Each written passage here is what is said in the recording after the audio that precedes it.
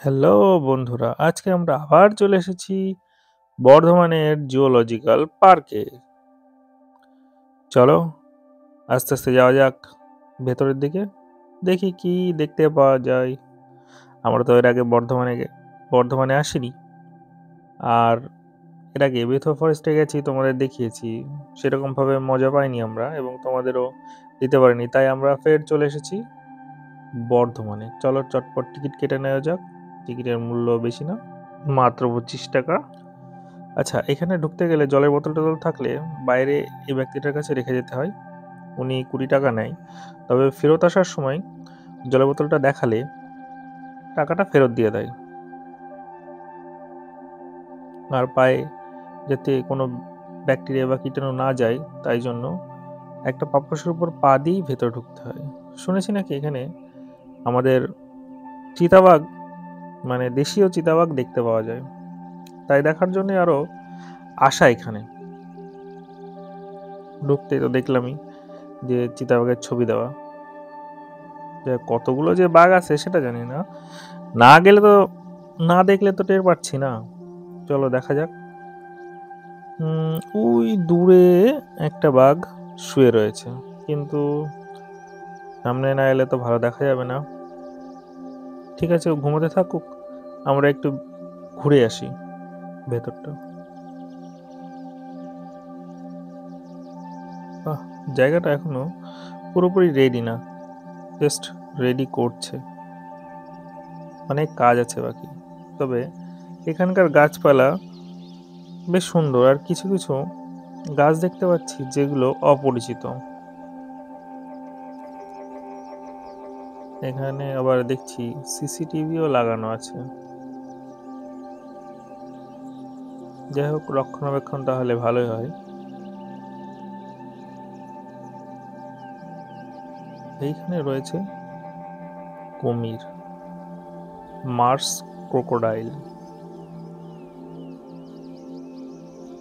যেটা সাধারণত লেক বা নদীতে থাকে বেশি।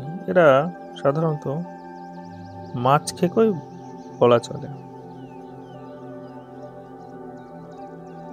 এই কুমিরগুলো ভারতের বিভিন্ন প্রান্তে দেখতে পাওয়া যায়। আর একটু সামনে গিয়ে দেখি ভালো করে। এই সাইডে মনে হচ্ছে হরিণও রয়েছে। আচ্ছা, চিতল হরিণ। হ্যাঁ, এই চিতল হরিণ আবার ঘন পর্ণমোচী যেখানে আছে সেখানেই থাকে বেশি। জায়গাটা এদিকটা দেখা যাচ্ছে না, হরিণগুলো পরে দেখছি। আগে কুমির একটু ভালো করে দেখে নি। ওই বেশি ভালো করে তো দেখতেই পাচ্ছি না।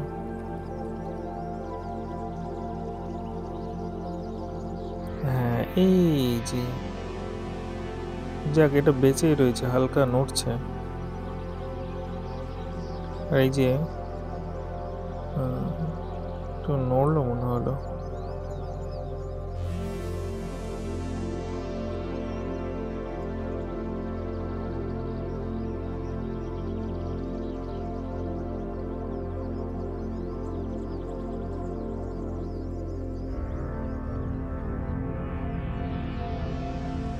এই কুমিরগুলো সাধারণত আমাদের ভারত, নেপাল, শ্রীলঙ্কাতে বেশি দেখা যায়। এরা সাধারণত মাছ, সাপ, কচ্ছপ, পাখি, বিভিন্ন ম্যামলস জাতীয় প্রাণীকে খেয়ে বেঁচে থাকে এরা। এগুলো মিডিয়াম সাইজের হয়, বেশি বড় হয় না।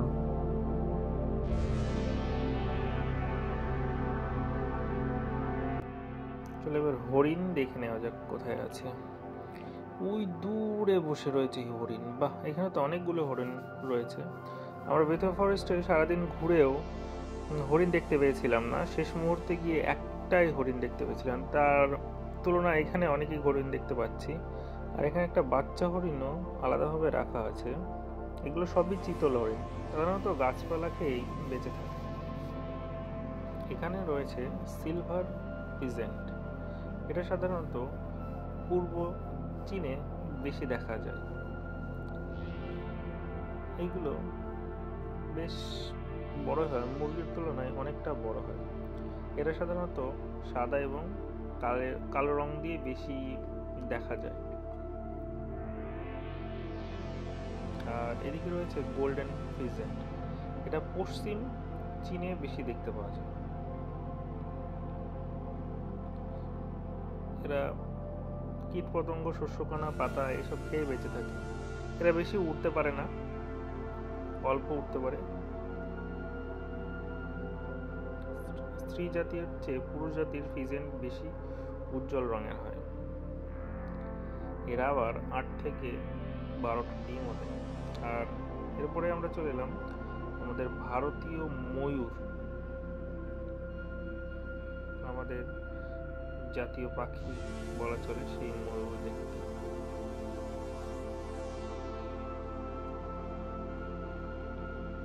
ভারতীয় ময়ূরের ব্যাপারটাই আলাদা হয়।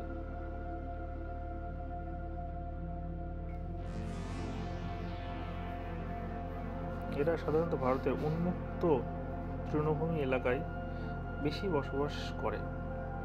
এরা আবার সর্বভোগ, শস্যদানা, ফল, সাপ, টিকটিকি, ব্যাঙ সবই খায়। এরা বেশি উঠতে পারে না। এদের বর্ণের জন্য এরা বেশি বিখ্যাত।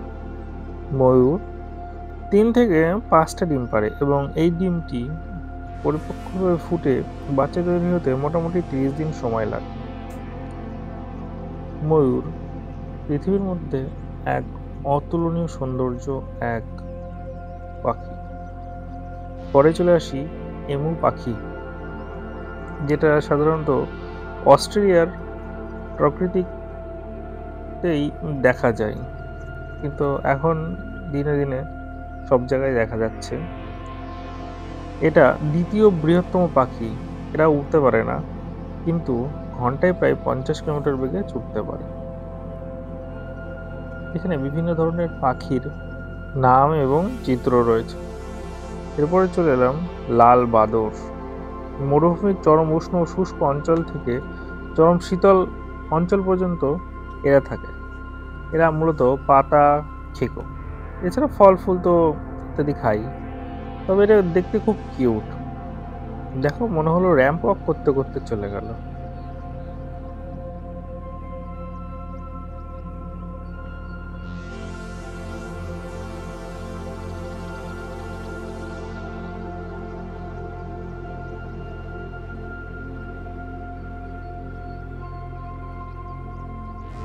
কি সুন্দর বসে বসে রোদ পোয়াচ্ছে। আর এরপরে চলে এলাম আমাদের দেশীয় হনুমান, যাকে লেঙ্গুর বাদরও বলা হয়। এরা সাধারণত সমুদ্রতল থেকে 4-5 হাজারের উচ্চতায় থাকে। আর এরপরে চলে আসলাম সাজার। কিউট প্রাণী, কিন্তু বিভৎস, তাই এর থেকে সবাই সবসময় দূরে থাকে। এরা অবশ্য ওই ঘাস পাতা খেয়েই বেঁচে থাকে। কি সুন্দর ঘুমিয়ে রয়েছে।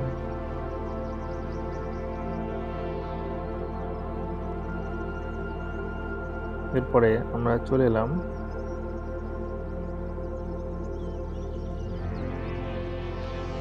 টিয়া পাখি, আমাদের দেশীয় টিয়া পাখি। এখানে অনেক টিয়া পাখি রয়েছে এবং তাদের ধ্বনিও খুব সুন্দর লাগছে। আর এছাড়া রয়েছে তারা কচ্ছপ, মানে ছোট ছোট কচ্ছপ এখানে ছাড়াই রয়েছে। আর কচ্ছপের সঙ্গে রয়েছে মদন টাক নামে এক জাতীয় পাখি।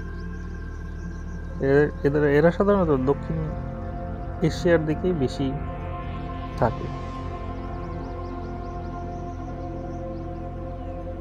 এই হলো মদন টাক। সুন্দর ডানা মেলে রোদ পোয়াচ্ছে। এর পাগুলো চিকন হলেও অনেক লম্বা, ঠোঁটগুলো খুব ছোচলো। আর ওই যে কচ্ছপ আর এই মদন টাক পাখি দুটোই একসঙ্গেই রয়েছে। এরা ওই মাছ ব্যাঙ খেয়ে বেঁচে থাকে বেশি। দেখো, একটা আবার উপরে উঠে বসে রয়েছে। আর এই হলো চিল, এটা এখন দেখা যায় না বললেই চলে। তবে এখানে জিওলজি পার্ক বলে আমরা এই দেখার সৌভাগ্যটা আমাদের হয়েছে।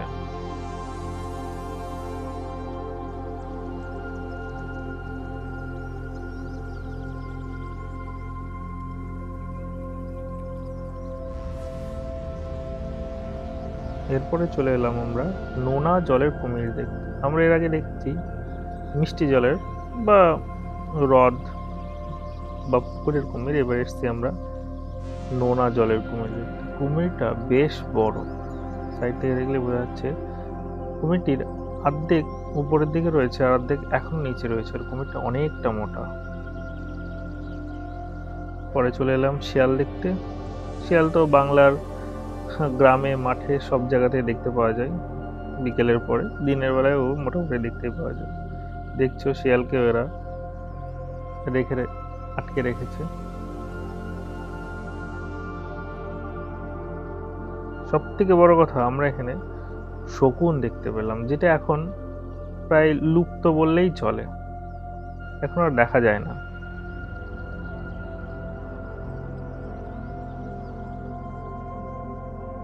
এই একটা পাখি যে এখন একদম নায়ের বরাবর হয়ে গেছে। তবে যাই হোক, এদেরকে দেখতে পেয়ে অনেক ভালো লাগলো।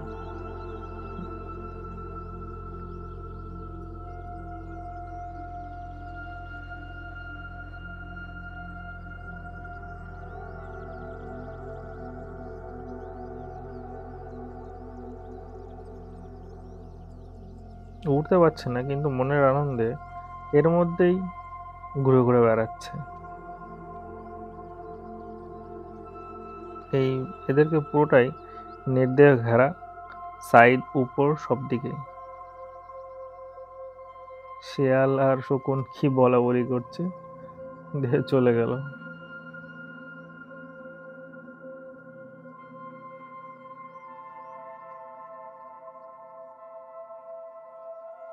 চলো এবার ওই দিকটা ঘুরে দেখা যাক। আমরা বিপন্ন। এখানে বিভিন্ন পাখি রয়েছে, সব আলাদা আলাদা করে ভাগ করে রেখেছিল। এখানে একটা ছোট্ট পার্কও রয়েছে, ঘুরতে ঘুরতে হাঁপিয়ে গেলে এই পার্কে বসে রেস্ট নেওয়া যায়। চলো আমরা একটু রেস্ট নিই, তারপরে দেখছি কি দেখা যায়।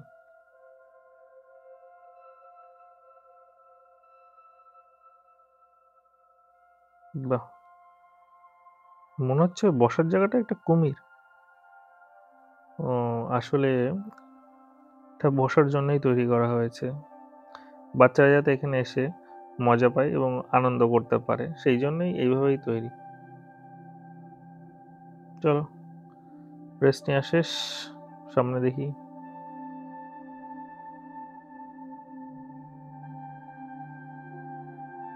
প্রকৃতি বীক্ষণ। আচ্ছা চলো ভেতরে গিয়ে দেখা যাক কি আছে। আচ্ছা ভিতরে গিয়ে একটু দেখি যে এই বনেরই কিছু চিত্র এখানে তুলে ধরেছে মডেল আকারে, এবং বন্য মানুষের যে জীবনযাত্রা তার কিছু উদাহরণ এখানে দিয়েছে।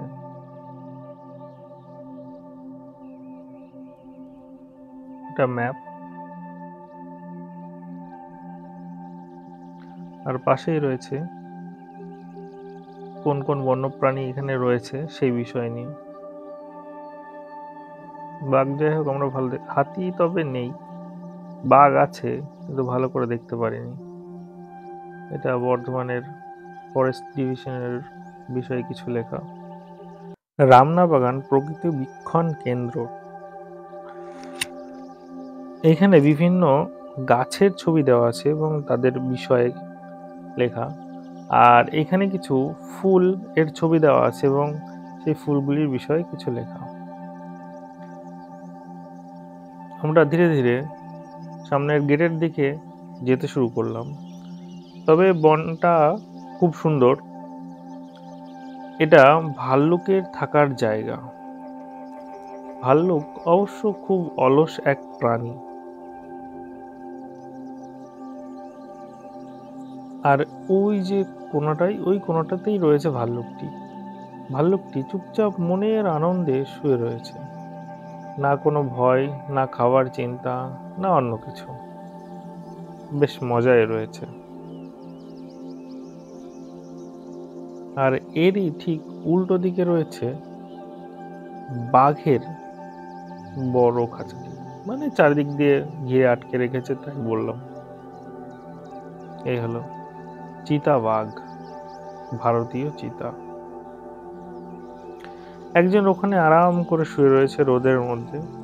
আরেকজনকে আমরা অনেক খোঁজাখুঁজির পরে খুঁজে পেলাম যে সে আর অন্য কোথাও না, একটা গাছের উপরে বসে আছে।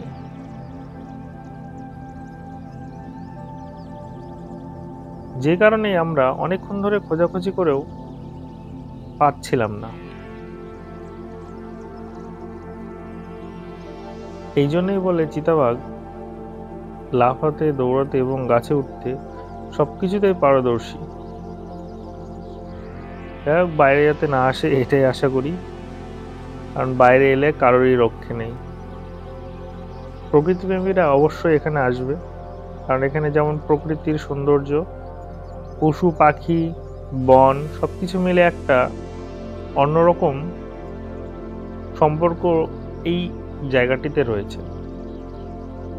বর্ধমানের এই জুওলজিক্যাল পার্কটি একটা অন্যরকম ভালোবাসা, অন্যরকম মুহূর্ত, পরিস্থিতি রেখেছে। ওই যে বাঘটি ফাইনালি উঠে ঘুরে বসলো। আর ইনি মহারাজ তো উপরেই রয়েছে, থাক ইনি উপরে। এখানে ছোট বড় অনেক নিত্য নতুন আমরা গাছ দেখতে পেলাম এবং তা ভালো লাগলো। তোমরা এখানে আসো, দেখো এবং এই প্রকৃতির সৌন্দর্যটাকে উপলব্ধি করো।